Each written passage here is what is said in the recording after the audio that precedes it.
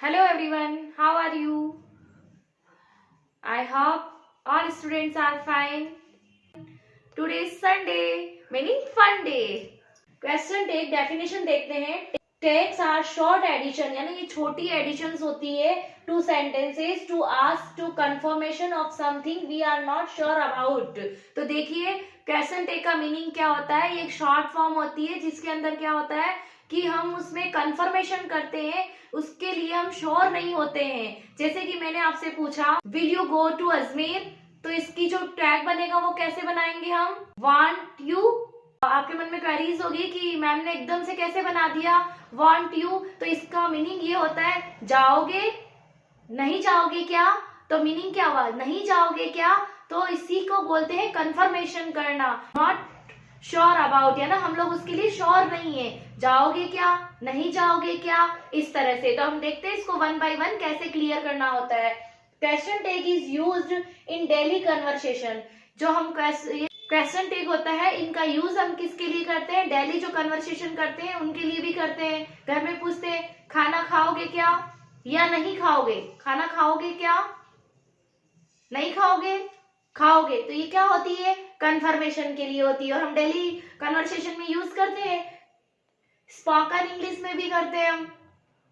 It is used at the end of the sentence. Question tag का जो use होता है वो कहाँ होता है, सेंटेंस के एंडिंग में होता है. देखिए यहाँ हम लेते हैं एक एग्जाम्पल, उससे समझते हैं हम कि राम इज ईटिंग फूड. तो इसका क्वेश्चन टैग क्या बनने वाला है, इजंट ही. तो कंफर्मेशन कर रहे ना, नहीं खा रहा है क्या, क्या बोल रहे हैं पीछे, नहीं खा, वह नहीं खा रहा है क्या. तो ये क्या होती है, श्योर अबाउट इट हो रहे हैं हम उसके लिए, कंफर्मेशन कर रहे हैं उसमें. तो देखिए मोहन इज वेरी रिच. देखिए यहाँ क्या कहा जा रहा है कि मोहन बहुत रिच है. इसका क्वेश्चन टैग कैसे बनाएंगे हम, इजंट ही. तो अब देखो आपके मन में क्वेरीज होगी कि मैम ये इजंट ही कहाँ से आ गया. तो इसी के लिए हमें इसके रूल्स फॉलो करने के. Rajni doesn't come to school. तो हम कैसे बनाएंगे इसका, डज रजनी, ये क्या बना हमारा, क्वेश्चन टैग बना. Next slide, pattern of question tag. अब क्वेश्चन टैग का पैटर्न क्या होता है उसके लिए हमें देखना है.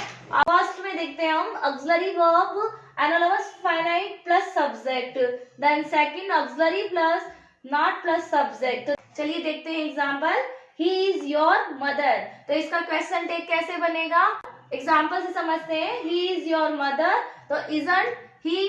Next are you not happy, तो क्या बनाएंगे हम, आर यू. नेक्स्ट देखिए ये होते हैं क्वेश्चन टैग हमारे. तो अभी हमने क्या समझा था कि जो क्वेश्चन टैग होते हैं वो हमारी डेली कन्वर्सेशन में यूज लिया जाता है. नेक्स्ट हमने क्या देखा था कि ये सेंटेंस के एंड में इनका यूज किया जाता है. उसके बाद में हमने एग्जाम्पल लिए थे. अभी हम देखेंगे की ऑफ एब्रीविएशन. एब्रीविएशन का मीनिंग होता है short form of the verbs. तो देखिए इज प्लस नॉट, तो हम इसे क्या बोलेंगे, isn't. Have plus not haven't, shall plus not तो शान. तो देखिए बच्चों सबसे ज्यादा मिस्टेक हमारे यही होती है कि हम इसको भी शैल नॉट कर देते हैं, जबकि शैल प्लस नॉट का जो एब्रीविएशन फॉर्म बनेगी वो कैसे बनेगी, shan't. Was plus not wasn't, has plus not hasn't. Next will plus not, तो इसका क्या बनेगा, won't. Am plus not aren't, would plus not wouldn't, does plus not doesn't, did plus not didn't. अभी मेरे साथ आप रिवाइज कीजिए इसको, शैल नॉट, तो क्या बन जाएगा उसका, shan't. Will plus not won't, am plus not aren't. तो देखिए ये तीन ही ऐसी जो वर्ब्स होती है इसको हमें थोड़ा समझना होता है क्योंकि जो स्टूडेंट से मिस्टेक्स होती है वो इसी में होती है. चलिए नेक्स्ट देखते हैं, पॉइंट्स टू रिमेम्बर, है ना, हमें कौन कौन से ऐसे पॉइंट्स है जिसे हमें याद रखना है. तो देखिए always right the not in question tag in abbreviated form, short form. कि हमेशा क्या करना है कि जो नोट होगा वो कहाँ लेना होगा, हमें शॉर्ट फॉर्म के अकॉर्डिंग लेना होगा.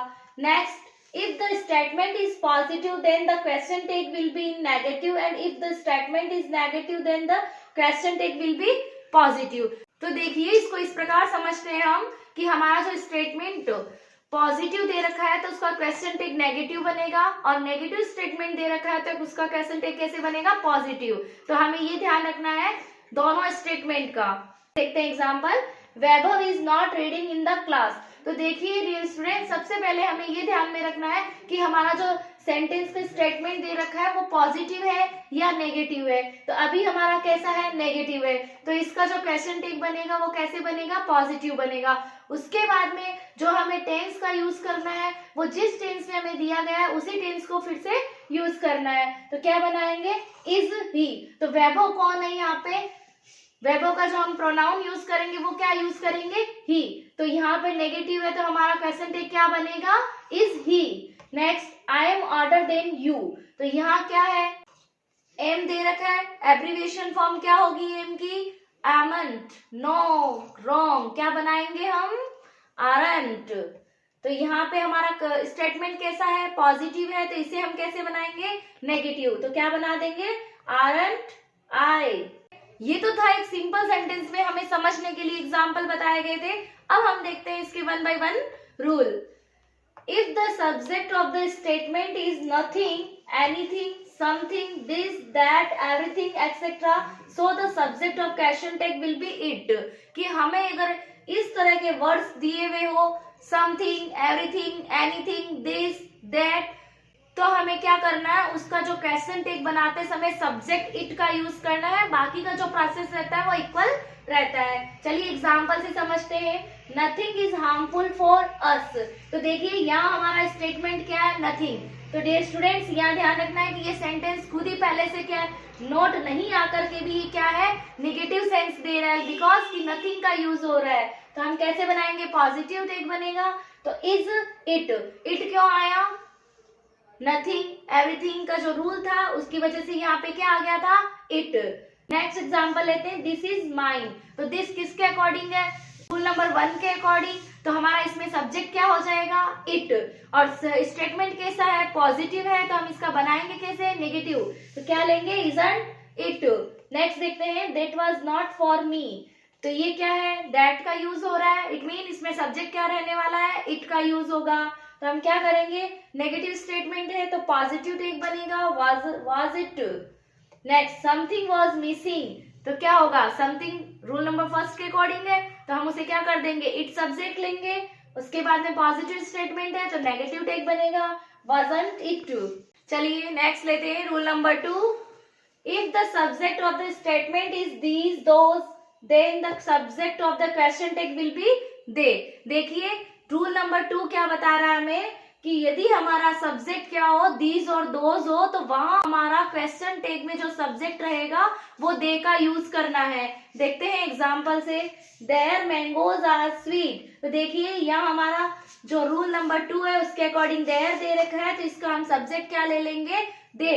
उसके बाद में हमें जो वर्ब्स दे रखे है उसके अकॉर्डिंग हमें टेक बनाना है। तो क्या होगा, यहाँ पे आर दे रखा है तो हम क्या करेंगे, पॉजिटिव स्टेटमेंट है तो हम नेगेटिव टेक बनाएंगे, are not they.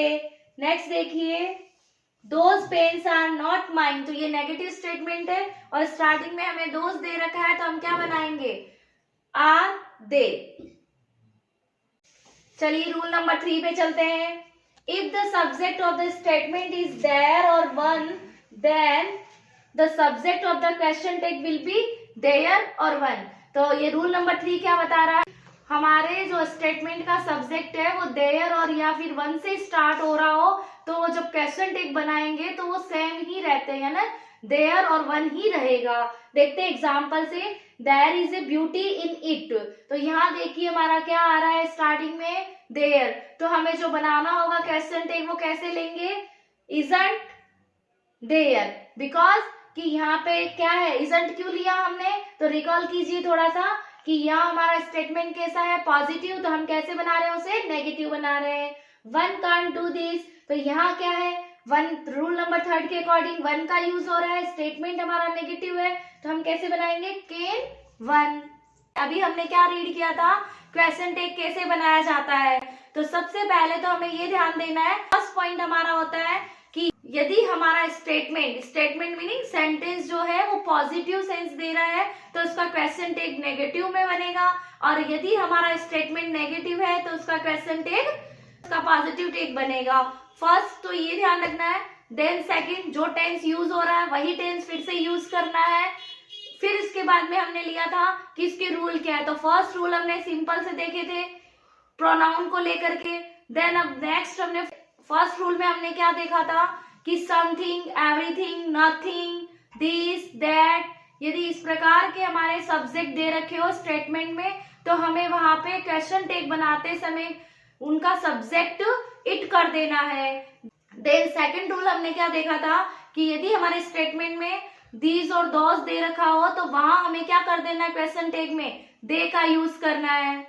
Third rule में हमने क्या लिया कि देयर और वन से यदि हमारा सेंटेंस स्टार्ट हो रहा हो तो उसका इक्वल ही रहेगा, जैसा देयर और वन दे रखा है वही हमें सब्जेक्ट रखना है। कब? जब हम क्वेश्चन टेक बना रहे हैं तब। तो चलिए बच्चों, आज के लिए इतना ही काफी है। मिलते हैं कल remaining parts of the question tag के साथ में।